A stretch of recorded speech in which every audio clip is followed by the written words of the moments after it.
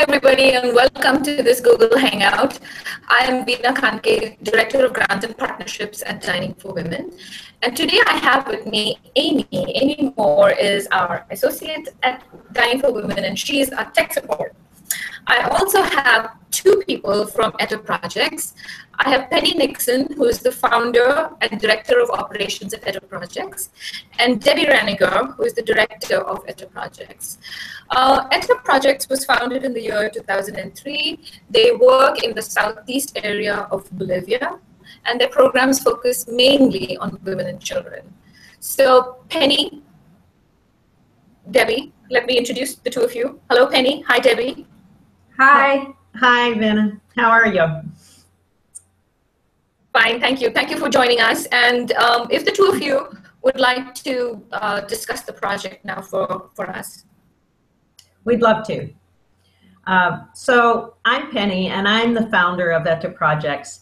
And we are so excited to be able to work with Dining for Women because our passion is really for women and children. But our story starts 14 years ago when my daughter was an exchange student in Bolivia. And she was 16 years old when she went there. Was quite a character, she was, but she also was a champion. And she was a champion for women and children. Her goal when she became an exchange student was really to go, get to go to Peru and be on a beach or something. But she went to Bolivia instead, and she realized she was going to the poorest country in all of South America. And all around her, where over 60% of the population lives in this dire poverty, she couldn't avoid it. And what she noticed most was that women and children were treated differently.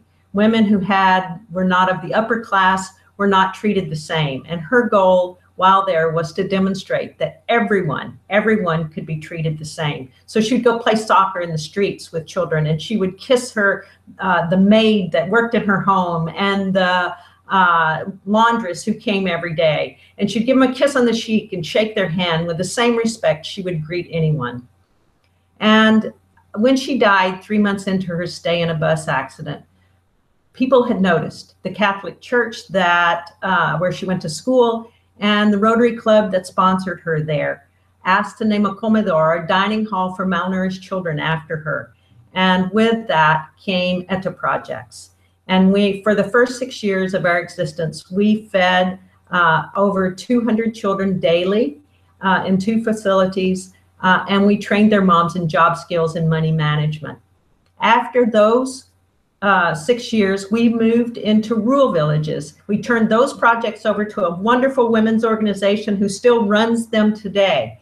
And we moved to rural villages to work in water and sanitation and healthcare, where life is very, very difficult. And I'm going to let Debbie tell you a little bit about the program, and that's the program that Dining for Women is sponsoring with our health promoters. We started a program with women working with health, and she's going to tell you all about that. So this started about 5 years ago, and women from the villages where we were providing sanitation and access to clean water actually came to us and said, we want more. The rainy seasons are long, and we are isolated from the health clinics, and people get sick, and we don't know how to help them. So this program has just taken off and has been hugely successful. And what we are so grateful to Dining for Women for is to be able to help us train 50 women in the second year of their program. We were really very fortunate to be able to kick the program off this year for a new cohort of 50 women. And in 2017, they will be ready to begin their second year. So real briefly, the first year, they learn about very basic first aid. They get a comprehensive health kit that contains antibiotics and Band-Aids and a wide variety of things that they can use to help care for their community. And in the second year, they really begin to do a deeper dive, and they begin to do practicums with the health clinics. They receive a cell phone in their health kit, and they learn how to use it and work with the health clinics and what kind of information and data the health clinics need from them. In year 2, they learn basic epidemiology and data collection so that they can be the first responders in their village to be able to communicate with the health clinic if a new outbreak or something is happening. They are the first responders in their community. In year 2, they actually learn how to suture wounds. They begin to do the monitoring and of support between the health clinic and their village. At the very end of the second year, then they have to take an exam, a certification exam that is offered by the health clinics that then makes them official health promoters. And it is, they're not nurses, they're not doctors, but they are certified health promoters and are then able to continue their work beyond the end of the training. I'm going to turn it back to Pennye, who's going to speak briefly about what has happened to some of our health promoters and their quest for further education. And then I'm going to talk a little bit about the kinds of continuing education that we are now offering.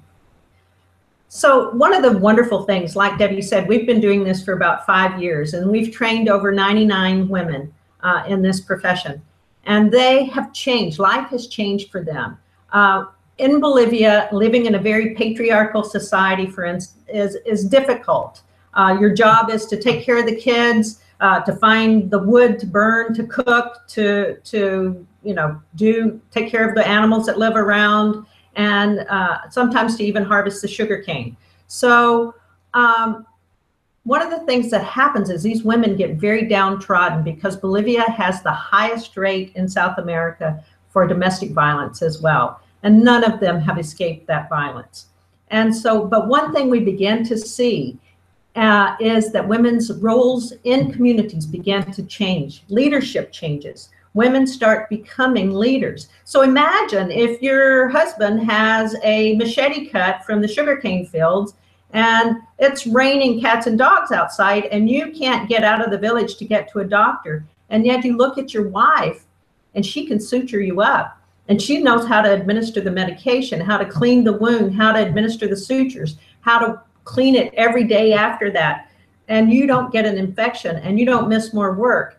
The respect and that changes in the family system. And what we see too is changes in generations. We see little children who always are with these women, who come to the workshops with them from birth to the, they may be, any child under 7 can come to the workshops because they just have to. Or we couldn't have the workshops because children are always with women.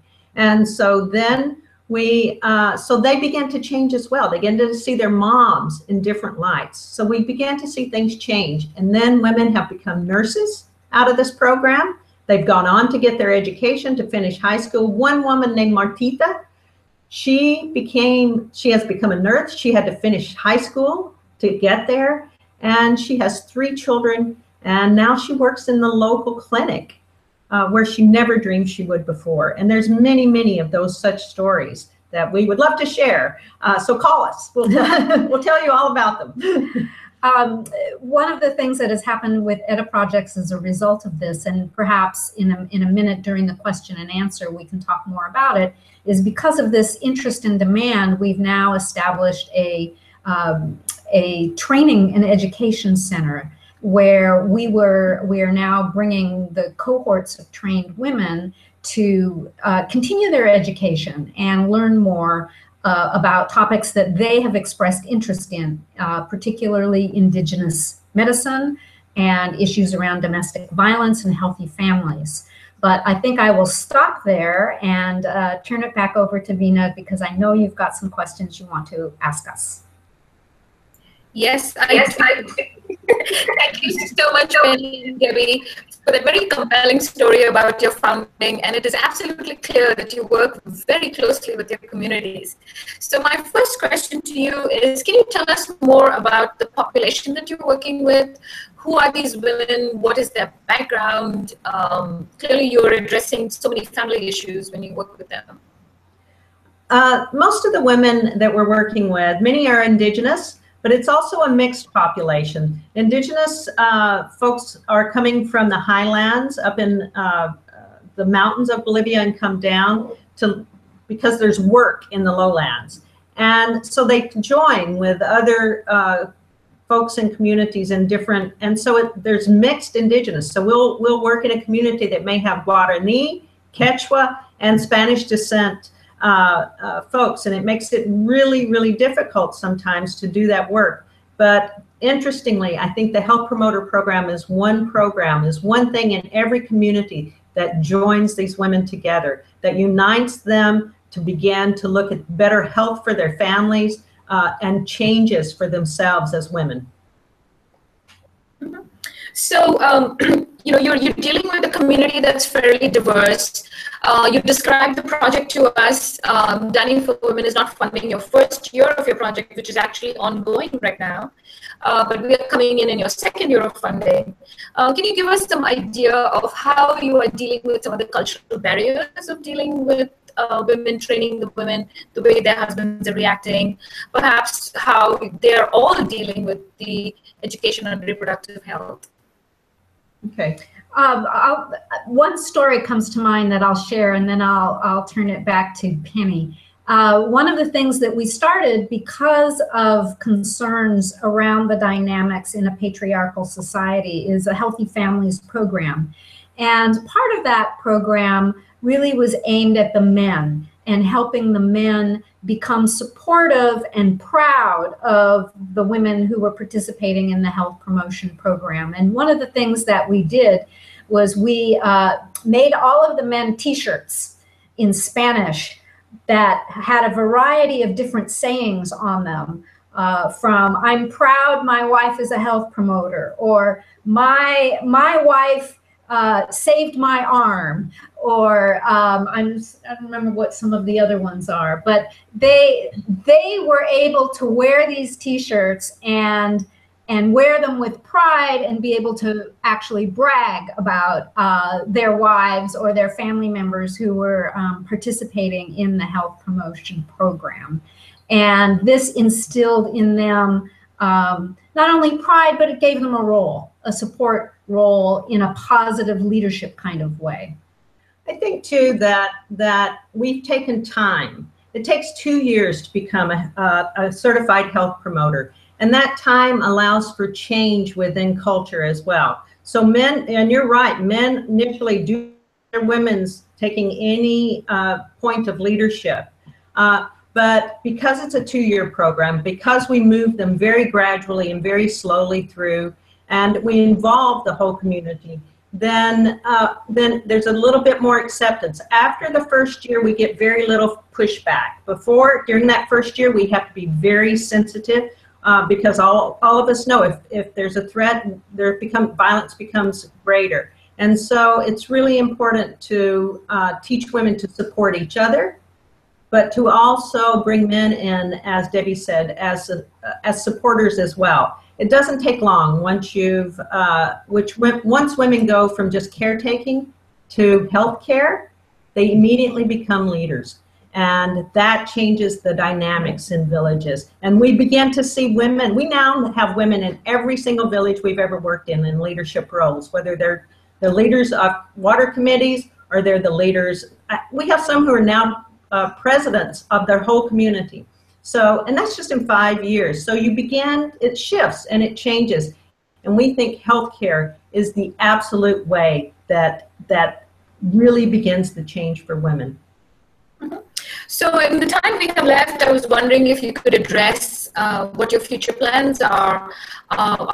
Do you wish to kind of go deeper into the communities you're already working in, or do you want to expand to different communities? Offline, we talked about the education center that you have built. So go ahead and tell us about it.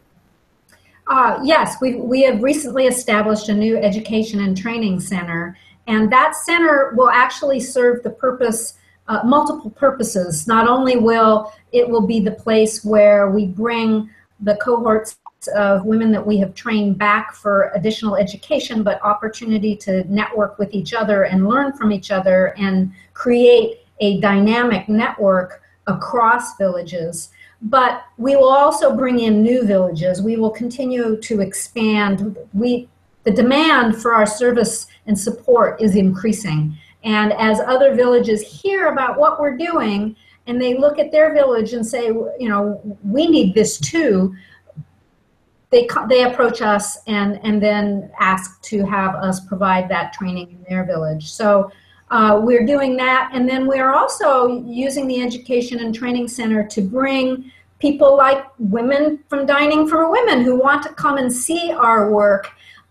They can stay at the Education and Training Center. They can work with us on selected projects. And we actually have university professors and students that will be coming to the training center to work with us in communities starting next year. So we're really excited about that. Additionally, we're expanding our programs. The Indigenous Medicine program in particular, I think Pennye should share a little bit about. That's very exciting. Well, many of the Quechua women, the Amari women, like I said, came down from the mountains, and they missed their traditional medicine. But they left their moms back there. They left without their older population. And so they've come to us and said, can you help us develop our indigenous medicine traditions again? And interestingly, Bolivia has a law that says that indigenous medicine has to be incorporated into clinics and hospitals. And so not only have the women asked for it, but that the clinics now come to us and ask us to train them in indigenous medicine. And so we had our first cohort in indigenous medicine pilot project last year, and we have another one coming up this year. And so we're very excited that this will be a part of your group of women as well. It'll just be a very, we're going to roll it right into the core 2-year courses. And then if they want more specialty in that area, that will be available to them. Absolutely wonderful. Pennye, Debbie, thank you so much for joining us in this Google Hangout. We at the Dining for Women family wish you the very best and success in your projects. And I hope some of the chapters will be meeting with you soon. Thank you so much. We look forward to that. Look forward to it. Bye. Bye-bye.